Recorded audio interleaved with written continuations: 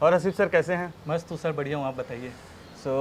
अभी क्या चल रहा है सर? अभी तो सर हमारा इंटीग्रेटेड टेस्ट सीरीज चल रहा है, जिसमें हमारे पास के भी बच्चे और बाहर के भी बच्चे आके प्री और मेंस ओरिएंटेड टेस्ट सीरीज दे रहे हैं। बहुत ही बढ़िया क्वालिटी के क्वेश्चन हैं और हमारे बच्चे बहुत बढ़िया परफॉर्म कर रहे हैं। सर इसमें जो टेस्ट दे रहे हैं बच्चे, उसमें कई बार हम लोग देखते हैं कि कुछ बच्चे कुछ टेस्ट देते हैं, उसके बाद फिर उनका या तो मन उठ जाता है या फिर वो देते ही नहीं है।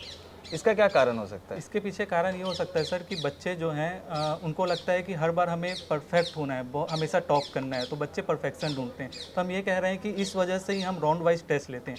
तो हमारा राउंड 2 है वो सब्जेक्ट वाइज है। अभी आपका जो टाइम है वो है सिलेबस कंप्लीट करने का। अगर कुछ सब्जेक्ट आपकी तैयारी नहीं भी हुई है तो भी आप जितना इंपॉर्टेंट टॉपिक्स को कवर कर सकते हैं तो बच्चे को ये देना चाहिए।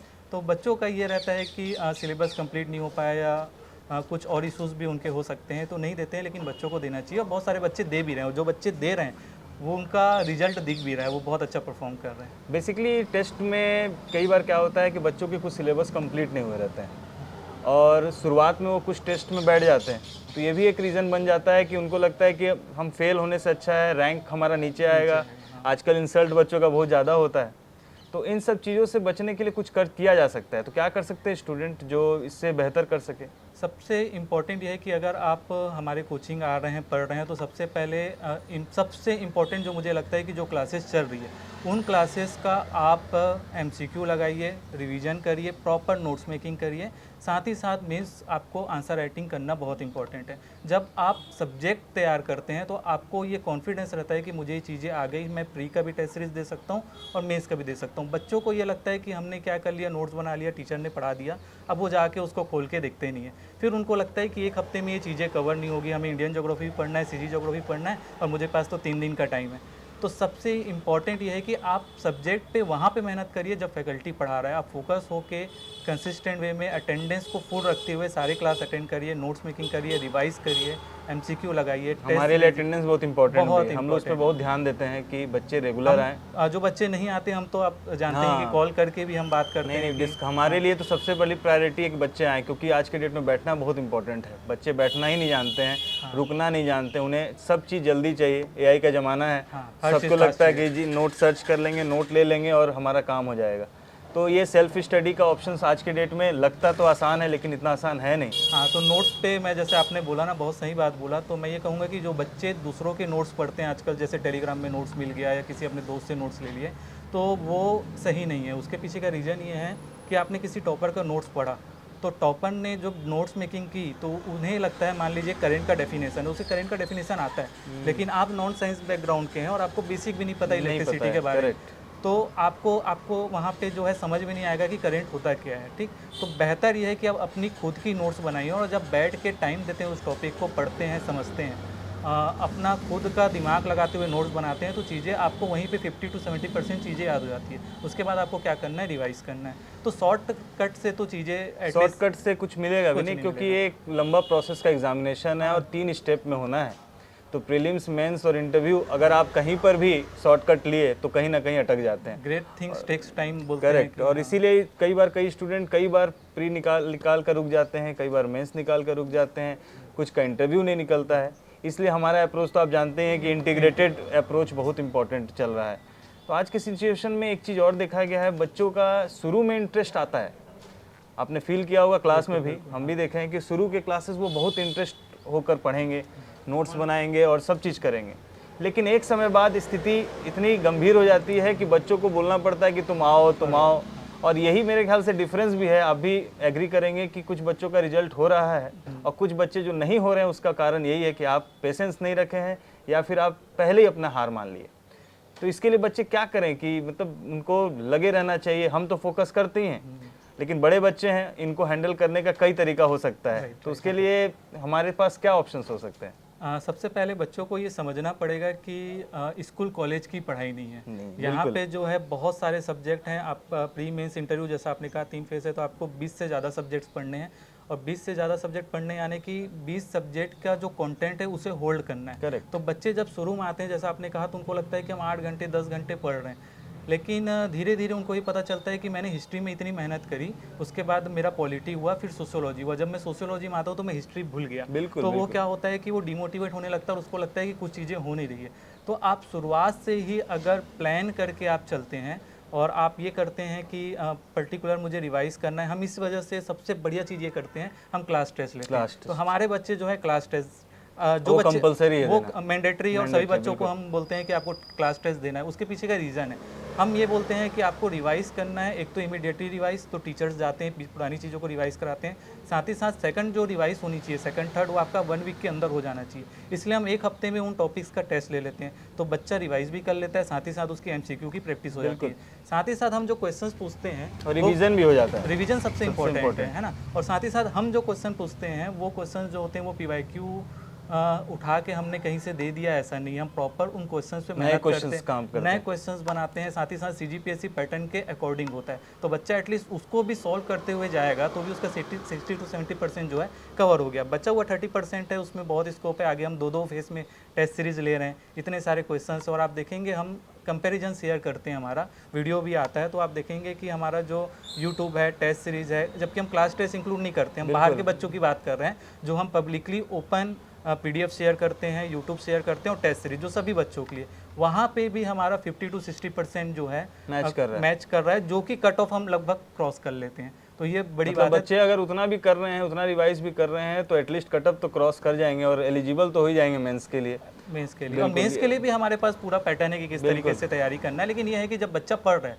तो एटलीस्ट वो नोट्स प्रॉपर बना ले, अपने तरफ से मेहनत कर ले कि हम रिवाइज कर लें, इतना भी काफ़ी है। बाकी तो हम हमारे पास एक्सपर्ट्स हैं, फैकल्टीज़ के, मेंटर्स के। आप फील किए आप ये भी फील किए होगे सर कि हमारे यहाँ एक चीज़ है कि हम लोग कोशिश करते हैं कि नया क्वेश्चन क्रिएट करें और पुराने जो PYQs से हम अलग हटें, क्योंकि आज का जो सिनारियो है CGPSC या फिर कोई भी एग्ज़ाम कंडक्टिंग बॉडी है, वो सब अब नए क्वेश्चंस को लेकर आ रहे हैं।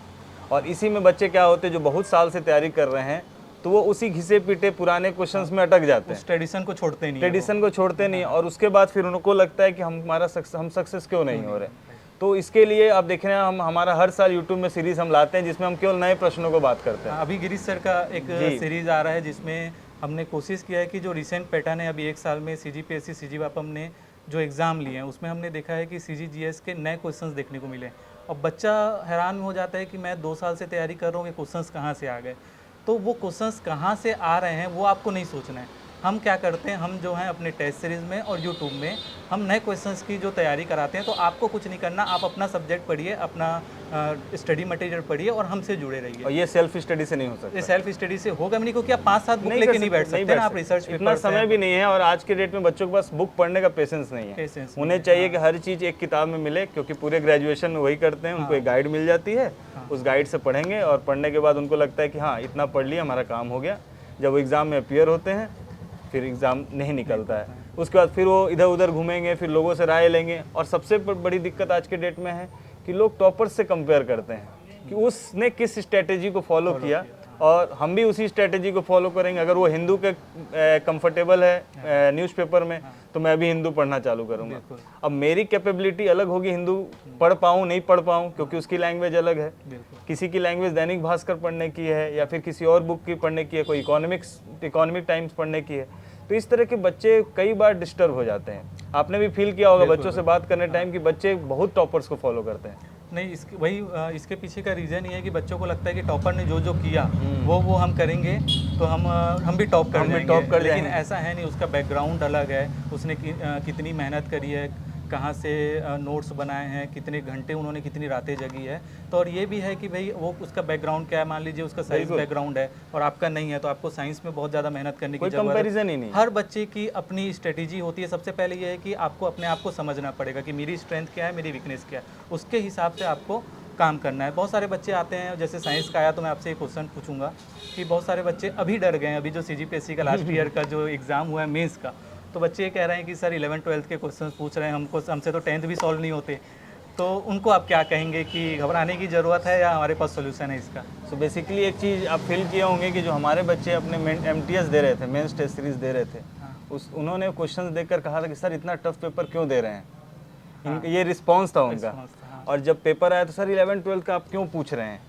और जब वो फाइनली आ गया तो वहाँ पर उनको मेरा चेहरा बिल्कुल याद आया और उन लोग खुश होकर बोले सर नहीं आप बोले थे इसलिए हम लोग इस एरिया कवर कर बच्चों लिए। ने खुद बताया। बच्चों ने खुद बताया ओके, कि सर उस समय आपका चेहरा याद आ रहा था कि नहीं हमें कहाँ का तक पढ़ना है। क्योंकि देखिए क्या है कि ये कम्पिटेटिव लेवल का एग्जामिनेशन है। अब हम सोचेंगे कि स्कूल में सिलेबस में जो मेंशन किया गया है, जब आप जितना मेहनत करोगे कॉपी सेट करने वाला, क्वेश्चन सेट करने वाला भी तो वो ऊपर सोचेगा, क्योंकि वो भी कोई टीचर है और उसे भी पता है कि हमको किस जजमेंट कैसे करना है बच्चों का।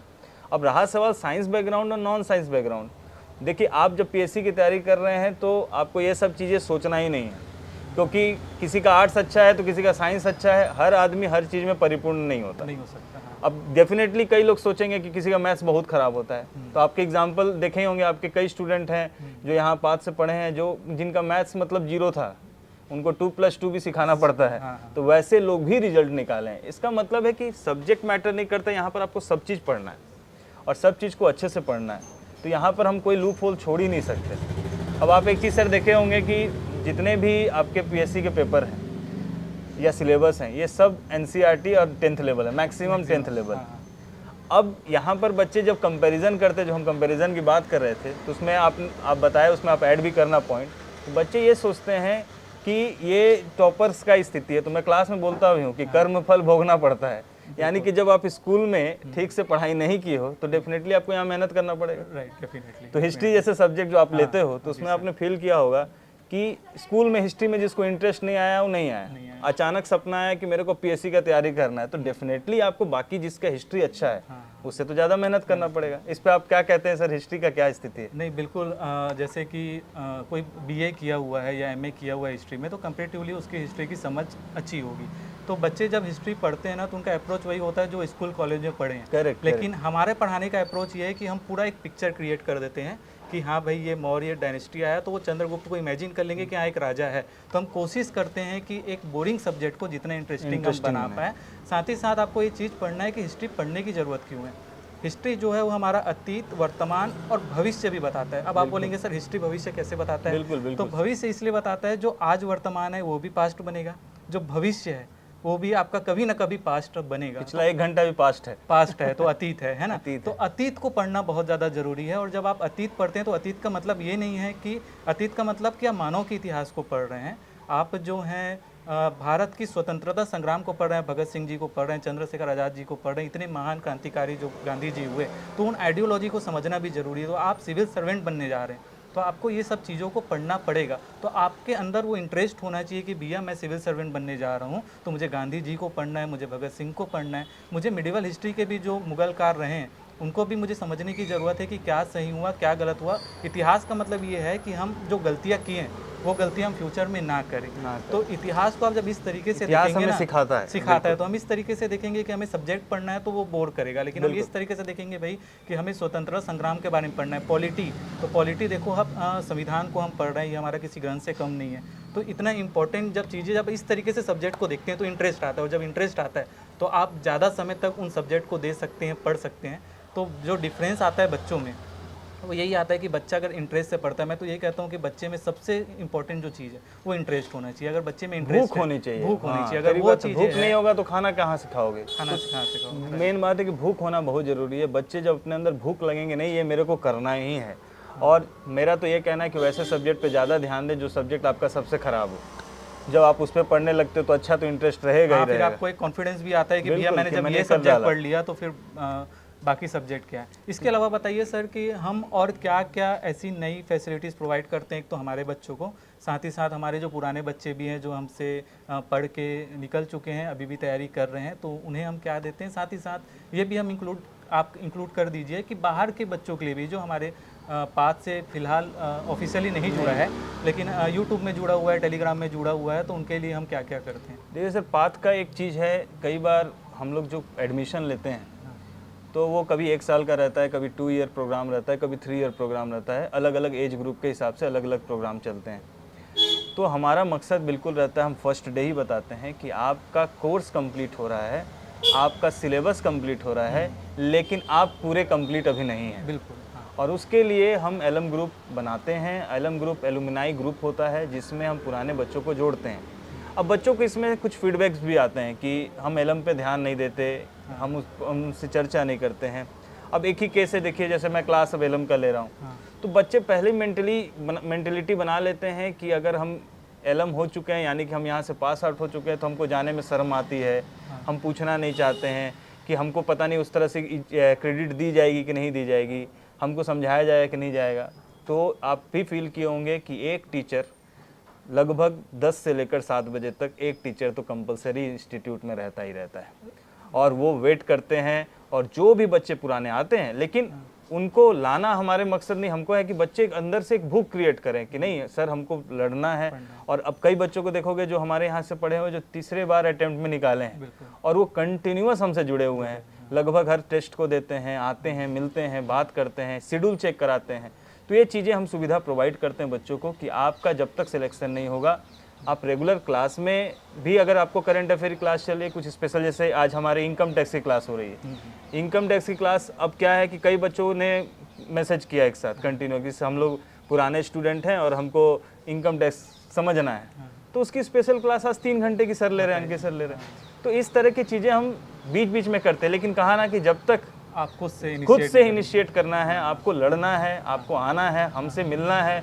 और टीचर तो मैं तो कहता हूँ कि टीचर तो मेहनत कर ही रहा है, आप टीचर को मजबूर कर दीजिए मेहनत करने के लिए। और हम ऐसा कुछ शो करते भी नहीं कि बच्चों को हेजिटेशन नहीं, होना चाहिए, बिल्कुल नहीं। वो यहाँ तो यही चीज़ है, जैसा मैं बोला कि एक टीचर रहेंगे, अब कंटिन्यूअस टीचर क्लास रहते तो वो चले जाएंगे, तो दूसरा टीचर अवेलेबल रहता है। तो बिल्कुल आप कभी भी, कोई भी हैं जो यहाँ से नहीं भी पढ़े हैं, अगर आपको किसी तरह भी, कुछ दिन पहले मैं अभी एक स्टूडेंट का जो ACF का तैयारी करने जा रही हैं, तो वो यहाँ के स्टूडेंट नहीं है, तो वो यहाँ आए और बिल्कुल हम लोग, शायद हम दोनों ने बात किया उनसे और उनको सजेस्ट किया, और बल्कि ना वो टेस्ट सीरीज़ की स्टूडेंट है ना कहीं की। तो मेंटरिंग जो है वो एक तरह से पूरा काउंसलिंग हम बिल्कुल फ्री ऑफ कॉस्ट हम बच्चे, देखिए जो यहाँ से पढ़ के जाएँ, यहाँ से ना पढ़ें, रिजल्ट आना इम्पोर्टेंट है, क्योंकि स्टूडेंट है तो हम हैं और हम बिल्कुल चाहते हैं कि स्टूडेंट निकले। दूसरा चीज़, हम करंट अफेयर पे काम करते हैं, तो करंट अफेयर हमारे लिए एक बहुत बड़ा मुद्दा है। तो जैसा आप क्लास ले रहे हैं, आप भी करंट अफेयर का क्लास लेते हैं, नेशनल का अलग है, छत्तीसगढ़ का अलग है। अब बच्चों को है ये फ्री ऑफ कॉस्ट है, इसके लिए आपको 1 रुपया पे नहीं करना है। आप यूट्यूब में जाएंगे और हर एक दिन 11:30 बजे कुछ ना कुछ हमारे चैनल पर आता है, मंडे टू फ्राइडे 11:30, गारंटी। आज आप भी जाएंगे तो कुछ ना कुछ आपको मिलेगा।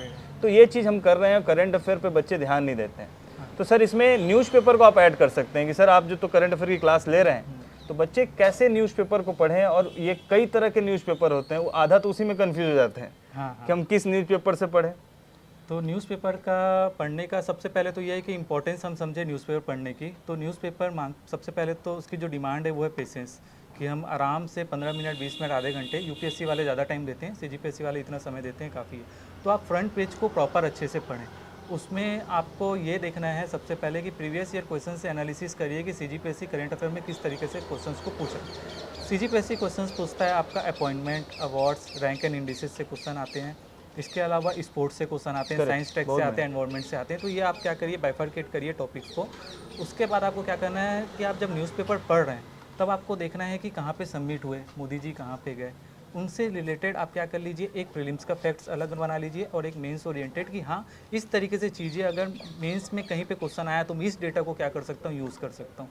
तो मेंस आपका पेपर 5 में बहुत इंपॉर्टेंट रोल प्ले करेगा, पेपर 7 पार्ट 2 जो इंटरनेशनल ऑर्गेनाइजेशन है वहाँ पे प्ले करेगा। इसके अलावा सबसे इंपॉर्टेंट जो जब बच्चे प्रीलिम्स निकाल लेते हैं उसके बाद भी पूछते हैं सर ऐसे कैसे लिखें, तो ऐसे के लिए जो है आपको डेटा मिल जाएगा। तो आपको फ्रंट पेज पढ़ना है, इसके अलावा आपको पढ़ना है एडिटोरियल पढ़ने की आप हैबिट बना रही है। और मैं ये कहता हूँ कि अभी पेपर 7 पार्ट 2 में स्पोर्ट्स वाला वेटेज बढ़ा है, तो आप स्पोर्ट्स को जो है ना, स्पोर्ट्स वाले पेज को एटलीस्ट देख लीजिए कहाँ पे टूर्नामेंट हो रहा है, इंडियन प्लेयर कौन सा अच्छा परफॉर्म कर रहा है, साथ ही साथ छत्तीसगढ़ के प्लेयर से भी आप क्वेश्चन पूछ रहे हैं। तो अब छत्तीसगढ़ का कौन सा प्लेयर है जिन्होंने, जो माउंटेनियर है या जो पूरे वर्ल्ड लेवल पे जो है कुछ चीज़ें अचीव की हैं, गोल्ड मेडल जीते हैं, तो आप उसके नाम नोट करिए, कौन से ज़िले से बिलोंग करते हैं, क्या उनके अचीवमेंट है। तो ये सारी चीज़ें करके आप नोट मेकिंग कर सकते हैं। रही बात न्यूज़पेपर कौन सा पढ़ें की, तो अगर आप इंग्लिश मीडियम के हैं, आपका बहुत अच्छा इंग्लिश है, तो मैं हाईली रिकमेंड करूंगा कि आप द हिंदू पढ़ें। इससे आपकी इंग्लिश भी बहुत अच्छी होगी, वोकेबलरी बिल्ड होगा और एक कॉन्फिडेंस बढ़ेगा। अगर कंफर्टेबल नहीं है तो आप इंडियन एक्सप्रेस को रेफर कर सकते हैं। बल्कि कुछ हिंदू पेपर जैसे हम लोग पढ़े भी हैं तो कुछ समय लगता है, उसके बाद उसकी एक अच्छी चीज़ है कि वो पैटर्न को फॉलो करता है। बिल्कुल। और वो लगभग जो वर्ड्स हैं आपको बार बार दिखेंगे, रिपीट होंगे, रिपीट्स होते, तो ऐसे ही आप एक बार समझ में और आपकी वोकैब अच्छी होगी और एंटीनोनिम सिनोनिम्स आता भी है, आता है एग्जाम। क्वेश्चन पूछा भी जाता है, तो वो न्यूज़पेपर बिल्कुल अच्छी है और उसका अल्टरनेटिव भी है। अगर आप उसका लैंग्वेज डाउन जाता है जैसे आप बता रहे थे, इंडियन एक्सप्रेस आप फॉलो कर सकते हैं, लेकिन कोशिश करिए। मैं तो कहूँगा अगर आप यंग हैं, अभी आप, हमारे बहुत सारे स्टूडेंट ऐसे हैं जो 19-20 साल से तैयारी चालू करते हैं, बहुत अच्छी बात है, 18 साल वाले भी हैं, तो उनके पास टाइम है 2 साल, तो आपको अपनी पर्सनालिटी पे अभी आप वर्क कर सकते हैं। तो आप जो है द हिंदू को काफ़ी अच्छे से पढ़िए, कोशिश करिए। मैं आपको ये कहूँगा कि 1 महीना पढ़ के देखिए, टाइम दीजिए, 1 महीने में चीज़ें आपको समझ में आने लग जाएगी, ऐसा मुझे कॉन्फिडेंस है। अगर नहीं आती तो हाँ, आप इंडियन एक्सप्रेस पढ़ सकते हो। बाकी हिंदी मीडियम के स्टूडेंट के लिए मैं दैनिक भास्कर जो है बेहतर स्पीकर भी बन सकते हैं, और जो कि बहुत ज़रूरी है। सबसे इंपॉर्टेंट ये होता है कि आप अपने आप को एक्सप्रेस कैसे करते हैं। आपके पास नॉलेज है,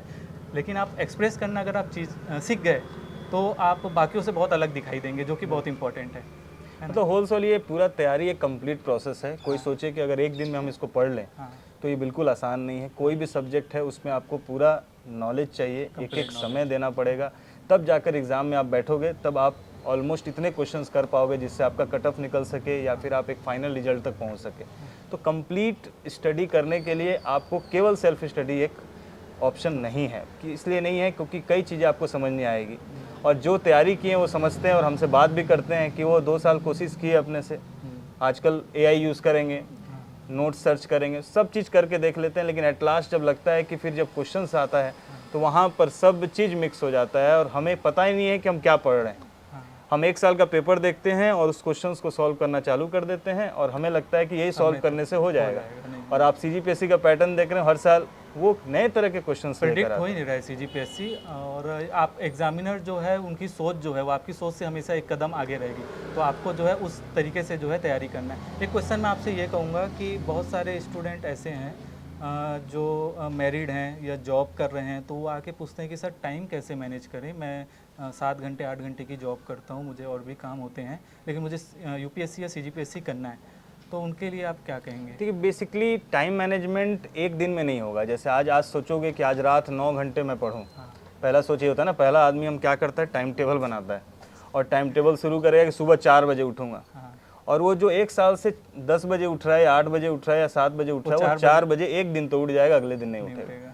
तो कोई भी जॉब वाले हैं उनको तुरंत ऐसा नहीं सोचना चाहिए कि मैं अभी से इतना एफर्ट लगा दूं कि वो पूरा ना हो सके। तो मेरा सजेशन बिल्कुल उनको रहता है, और हमारे बच्चों को मैं कई बार टाइम कम भी करवाया हूँ। अच्छा, स्टार्टिंग में मैं क्लियर बोल देता हूँ कि नहीं आप कितने घंटे पढ़ रहे हो, तो बोलेंगे 8 घंटा पढ़ रहा हूँ सर, तो मैं बोलता नहीं 8 घंटे की ज़रूरत नहीं है अभी फ़िलहाल, आप ऐसा चीज़ करो कि आज 4 घंटा पढ़ रहे हो तो कल वो 3.5 नहीं होनी चाहिए। आपको 4 घंटे पढ़ना है, लेकिन कंसिस्टेंसी मेंटेन पूरा साल भर आपको पढ़ना है। और घंटे से ज़्यादा इंपॉर्टेंट क्या है कि आप कितने आवर स्टडी करो, ये इंपॉर्टेंट है कि आप कितने सब्जेक्ट स्टडी कर रहे हो। तो टाइम टेबल का पूरा प्लान हमारा यही है कि टाइम टेबल आप वैसा बनाइए जिसमें आपके सब्जेक्ट रहें और छोटे छोटे टारगेट रखिए। बहुत बढ़िया। शॉर्ट टर्म टारगेट होने चाहिए, ये नहीं कि आप पहले डिसाइड कर लिए कि हम पूरे बुक को पढ़ डालेंगे, जो नहीं हो सकता। तो वैसे टारगेट नहीं कीजिए, आपकी कॉन्फिडेंस पूरी लो हो जाएगी। आप शॉर्ट टर्म गोल बना सकते हैं, जैसे हम सब्जेक्ट पकड़े, अगर हम ज्योग्राफी की बात करें तो आप फिजिकल ज्योग्राफी अलग कर सकते हैं, वर्ल्ड ज्योग्राफी, इंडियन ज्योग्राफी अलग कर सकते हैं। अगर हम बात करें हिस्ट्री की, तो आप शॉर्ट टर्म गोल बनाइए, आप बोलिए मेरा एंशियन हिस्ट्री में इतने समय में कंप्लीट कर लूँगा। पूरा हिस्ट्री आप मत पकड़िए, जब तक लेकिन एंशियन हिस्ट्री कंप्लीट नहीं होता मैं तीसरा चौथा सब्जेक्ट नहीं। एक मैक्सिमम एक दिन में देखिए, अब जैसे क्लासेस चल रही हैं तो 3 घंटे तो आप क्लास में रहोगे। हमारी क्लासेस 3 घंटे की होती हैं यहाँ, और एक दिन में 2 सब्जेक्ट्स होते हैं, तो वो 2-3 घंटे तो ऑलरेडी आपके लिए हो चुके हैं। उसके बाद आप 7 घंटे का या 8 घंटे का जॉब या 9 घंटे का जॉब, तो 8-3-11 घंटा तो ये हो गया। उसके बाद आप बोलोगे कि हम 5-6 घंटा बैठे, जो फिजिबल नहीं है और पॉसिबल नहीं है, तो टाइम लगेगा। जॉब वाले भी आप देखे होंगे, हमारे कई स्टूडेंट हैं जो जॉब वाले भी निकाले, मैरिड वाले अभी भी पढ़ रहे हैं, इवन 39 ईयर वाले भी रिजल्ट निकाले हैं। एग्जाम्पल्स हमारे पास बहुत सारे हैं। तो ऐसे हम लोगों ने देखा है कि बच्चे कर रहे हैं, लेकिन यही है कि तुरंत डिसाइड ना करें कोई भी चीज़ को, कि रात को सोचे और कल जाकर मैं 9 घंटा पढ़ा और अगले दिन 1 घंटा भी नहीं पढ़ा, तो इस तरह से एग्ज़ाम नहीं निकलते। इसीलिए मैं आपको कई बार आपसे बोला कि सेल्फ स्टडी वहीं तक सही है जब तक लग रहा है कि आप पहले से पढ़ चुके हो, आपके पास मेंटर है, आप गाइड हो रहे हो, और अचानक कोई चीज़ स्टार्ट करने से होता नहीं है। तो इसीलिए आपको ये, मैं जैसे बोला कि कंप्लीट प्रोसेस है ये, और ये कंप्लीट प्रोसेस करने के लिए आपको स्लो टारगेट कंप्लीट करना है, और फील होने चाहिए कि सब्जेक्ट कंप्लीट हो रहे हैं। और वो तब होगा जब आप PYQs करेंगे, आप हमारे वेबसाइट्स में देखिए सारे PYQs डले हुए हैं, तो ओपन है, फ्री है, ओपन है, फ्री हैं, आप PYQs देख सकते हैं। उस PYQ को देखिए और सॉल्व करने के बाद प्रीवियस ईयर में किस तरह के क्वेश्चंस आए, कौन से क्वेश्चंस आपसे नहीं बने हैं। तो जब आप ज़्यादा क्वेश्चन सॉल्व करोगे, मैं तो टारगेट देता हूँ कि एक दिन में 200 MCQ करो। जब बच्चे तैयार हो जाते बोलते पर डे 200 MCQ करो। अगर आपने थ्योरी अच्छे से पढ़ा है, आपका कॉन्सेप्ट क्लियर है, तो वो MCQ सॉल्व करने में समय लगेगा भी नहीं, आप बिल्कुल कर नहीं सकते लगेगा। हैं। जो बच्चे जानते हैं वो बताते हैं कि 150 क्वेश्चन हमने 1 घंटा में तुरंत कर लिया, और जो नहीं बनेगा वो तो नहीं बनेगा। तो ऐसे क्या होता है, जो नहीं बनते हैं उस क्वेश्चंस को आप क्या कर सकते हो, टीचर से आते हैं डिस्कस कर सकते हैं, या फिर बुक से डिस्कस देख सकते हो। और ये देखने के बाद क्या होता है, आपकी एरिया बढ़ जाती है, आपको चीज़ें जानने को मिली, वो अपॉर्चुनिटी है वो क्वेश्चन। और ऐसे ही है बिल्कुल। और ऐसे ही स्टूडेंट जो होते हैं वो एग्जाम में फिर वो नहीं बोलते हैं कि PSC कहाँ से क्वेश्चन पूछा।